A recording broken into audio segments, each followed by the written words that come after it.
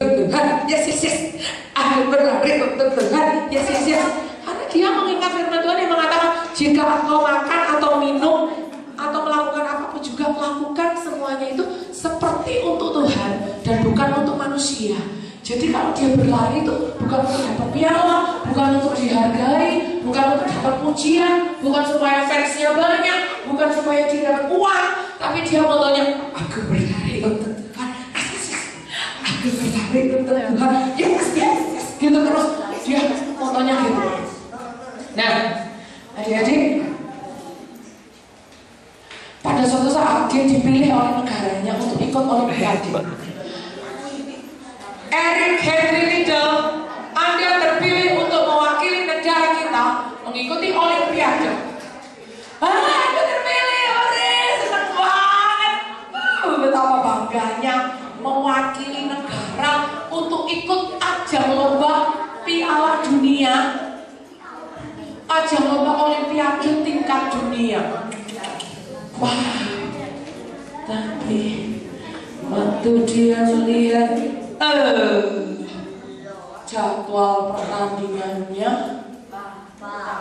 lah kok jatuh hari Minggu. Waduh, terus terang Pak, kalau hari Minggu saya nggak mau. Loh kenapa kok? Saya mengasihi Tuhan Pak. Jadi kalau lomba hari Minggu saya terus terang nggak bisa, karena saya itu harus ke gereja. Loh kamu apa ada jadwal mimpin pujian khotbah atau apa? Ya enggak, walaupun nggak ada jadwal mimpin pujian khotbah, saya tetap pokoknya saya hari Minggu tuh gak mau diganggu dengan lomba apapun juga, termasuk lomba Olimpiade atau apapun namanya. Ditulis di koran, Eric Henry Liddell tidak mau mengikuti lomba mewakili negara karena perlombaan jatuh pada hari Minggu. Seluruh rakyat Inggris marah sama Henry Liddell. Kurang ajar, mentang-mentang dia pinter, mentang-mentang pakai nama Kristen lagi, alasan gak mau mewakili negara. Sombong banget. Apa hebatnya sih ibadah hari Minggu? Anak-anak sekolah minggu aja sering mau ada lomba gambar, bolos ke sekolah minggu ya gak apa-apa kok. Aduh. Loh, padahal lomba gambar pagi kan bisa ke gereja sore, lomba gambar sore kan bisa ke gereja pagi. Tapi kadang-kadang anak-anak tuh enggak loh, ada yang mulai ikut lomba pagi, sorenya kesel. Kalau soalnya gereja apa-apa lah, dan juara, dapat piala, dapat banyak, bertubuh-tubuh, sampai yang mau cukup bangga gitu loh. Tapi Tuhan di surga, gara-gara lomba gambar kok sekolah minggu tuh anakku di Magelang nih tuh. Tapi kalau GPD di Magelang kok nggak ada yang begitu. Wah, semuanya katanya. Kalau aku mau gitu, berubah. Ya. Nah, dia itu jagonya lari 100 meter. Tapi gara-gara dia itu nggak mau lomba di hari Minggu, akhirnya panitianya rapat. Saking cintanya sama Tuhan, kesempatan pertama lomba Olimpiade kok dilewatkan hanya gara-gara dia mau meninggalkan hari Minggu yang ibadah saya kepada Tuhan Pak. Kayak orang Batak aja dia itu ya. Nah, lalu akhirnya rapat. Udah deh, kita akan kirim dia lomba yang di hari Selasa sama Jumat, tapi bukan cabangnya dia kan cabang lari 100 meter. Ini lari 200 sampai 400. Sudah apa-apa lah, dia suruh latihan. Loh tapi waktunya kurang 3 bulan. Gak apa-apa lah, daripada kasih toh. Ya wes, oke. Eric, kami Dewan Negara sudah memutuskan kamu harus tetap berangkat lomba. Loh Pak, saya kan sudah bilang kalau hari Minggu itu saya gak bisa. Pak, saya itu harus kebaktian. Mau lomba gambar, lomba nyanyi, lomba apalagi fashion show, saya nggak mungkin banget. Nah, lalu gini sebentar, kami sudah tahu prinsipmu nggak mau meninggalkan ibadah ya sudah Bapak. Kamu ikut lomba yang hari Selasa sama Jumat minggu berikutnya. Lomba apa Pak? Tahu saya 100 meter ya cuma tanggal 13 itu tuh Pak.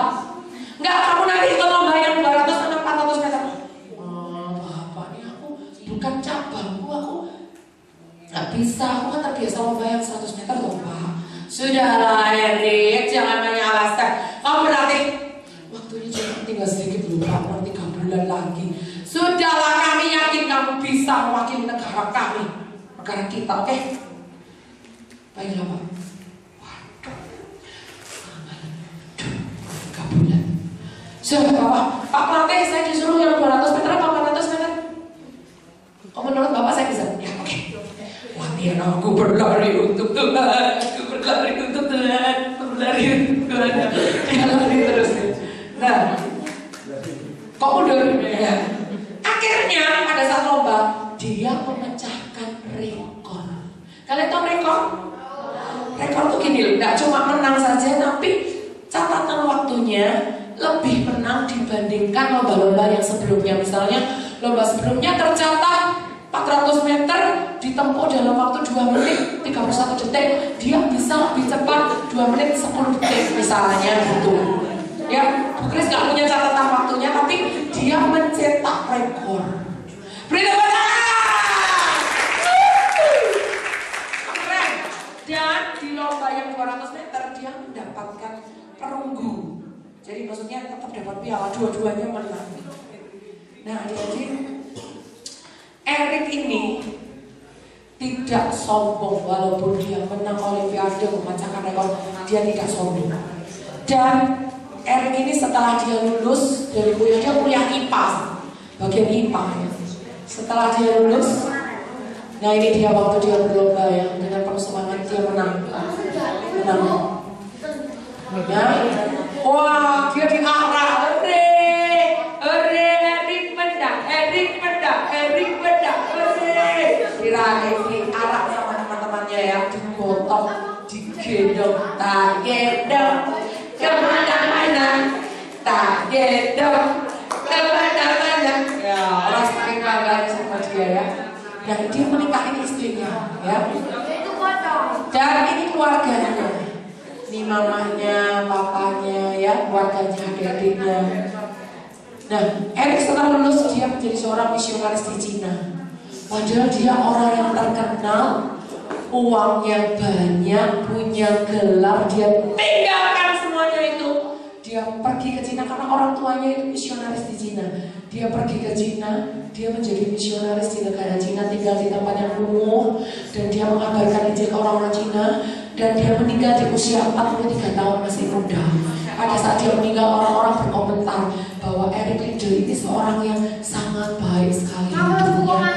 Dan dia, kenapa? Matinya karena tidak ditulis di internet, jadi Google juga nggak mau. Kayaknya karena sakit, ya karena sakit. Nah, Erik ini dia dikenal tidak suka ngomong kotor. Halo? Tidak suka ngomong kotor, padahal orang yang dia kunjungi di Cina itu sukanya ngomong kotor. Hai ya, ngomong empat gitu, sukanya ngomong kebun binatang. Ya, tapi si Erik ini tidak ikut-ikutan. Dan kalau ada suku sini bertengkar sama suku sini, si Erik itu mendamaikan. Udah lah, kayak kecil lah. Nah, ngomong sama yang sini, gak apa-apa lah, ampuni. Dia menjadi pendamai pada saat ada orang yang oke. Ini kayaknya oh iya. Oke.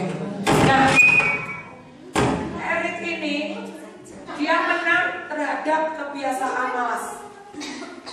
Pada saat dia malas lah nggak mau latihan, dia tetap latihan. Dia menang dari si ego, kesombongan. Waktu dia dapat piala, dia menang olimpiade, dia menang terhadap kesombongan. Dan dia menang terhadap pengaruh dunia yang jahat, yang mau suruh dia nggak usah ikut ibadah, ikut olimpiade aja. Dia menang, dia katakan tidak, pokoknya aku tetap ibadah, tetap mau mengasihi Tuhan.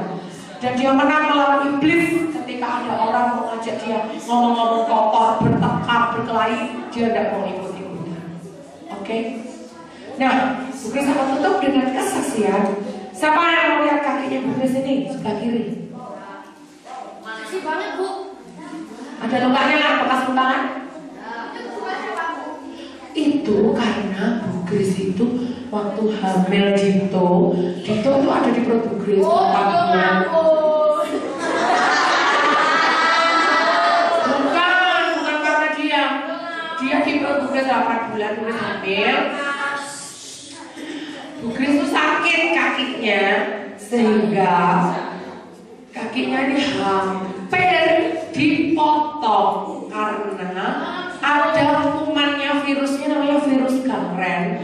Itu kalau nggak dipotong kakinya Bu Grace, virusnya itu bisa menjalar sampai ke otak. Kalau sampai ke otak, Bu Grace itu bisa mati seketika. Iya, jelas. Tapi Tuhan itu baik, akhirnya Dito lahir dengan selamat. Kakinya Bu Grace dioperasi. Nah, setelah dioperasi itu lubang sampai mata kakinya ini tulangnya putih itu kelihatan. Dan kroak, bahasa Jawanya kroak itu lubang yang sangat dalam. Wow. Bahaya itu, bisa bikin bahaya itu.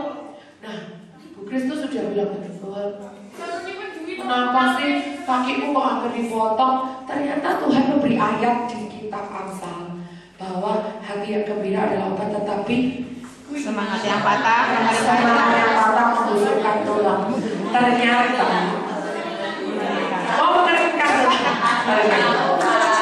Ternyata Bu Grace itu punya dosa kepahitan, tidak mau mengampuni.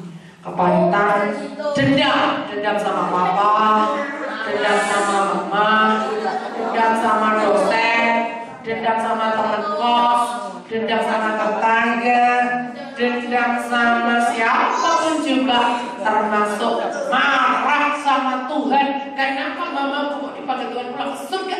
Apa Tuhan gak sanggup menyembuhkan? Marah sama Tuhan, marah sama orang tua, marah sama siapapun juga, tak marahin semua, tak dendamin semua. Balas dendam, kapan aku bisa membalas kejahatan mereka sama Tuhan? Akhirnya gara-gara Bu Grace itu suka dendam, suka kepahitan, tidak mau mengampuni. Kalau ada orang berbuat salah, tidak mau memaafkan, akhirnya menjadi sakit penyakit yang menyerang kakinya ini. Habis dipotong, untuk Bu Grace bertobat, minta ampun sama Tuhan. Tuhan ampuni Tuhan, aku sudah berdosa, aku gak mengampuni papaku, mamaku, kakakku, tetanggaku, dosenku, teman kosku Tuhan, namanya Helen, dosenku namanya Bu Berlina Batubara, terus itu papaku namanya Pak Yusa Oscar Silat, mamaku dari kakakku ya bodoh, tak sengiti kabeh, Ivon Orang Silat, tak sebut namanya semua, minta ampun. Nah, udah Tuhan, kalau memang hari ini aku dipanggil pulang ke surga, tak titipkan Mas Ari bojoku sama Dito anakku. Tak titipkan sama engkau Tuhan. Begitu Bu Grace doa minta ampun sama Tuhan, datanglah tantanya Bu Grace dari Jogja menengok si bayi Dito yang baru berumur seminggu. Ternyata, kamu ini kalau diobati di Jogja, dipotong loh kakimu ini virus gangren ini kan biasanya orang sakit gula. Kamu tidak punya sakit gula kok tante, bisa karena itu kasus langka. Akhirnya Bu Grace dibawa ke Jogja, diobati pakai arem diobati, selalu diolesin pakai arem. Kalau sore direndam di air, air daun sirih, rebusan daun sirih direndam di perban. Besoknya diolesi lagi, arem lagi, terus sampai setahun. Kalau kemana-mana harus pakai kresek, ditutupi kresek, dikasih karet supaya tidak kena air. Awalnya kenapa tuh? Sejak saat itu Bu Grace gak mau kepahitan lagi. Ada orang ngomongin Bu Grace, ya puji Tuhan, ampuni dia Tuhan. Ada orang bikin Bu Grace marah, bikin Bu Grace kata, Tuhan ampuni dia, aku ampuni dia. Ada orang mau menjegal Bu Grace, apa ampuni. Apa di sini yang mau belajar menang melawan hukum dosa dengan bertobat minta ampun sama Tuhan. Mau belajar lagu baru, Lord make me clean like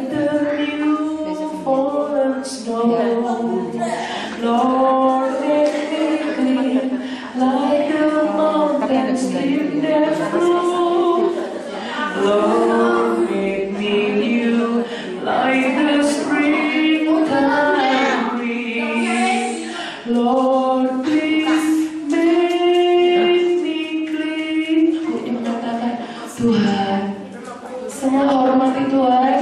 Lagu ini mengatakan Tuhan, sucikan aku, kuduskan aku, buat aku bertumbuh.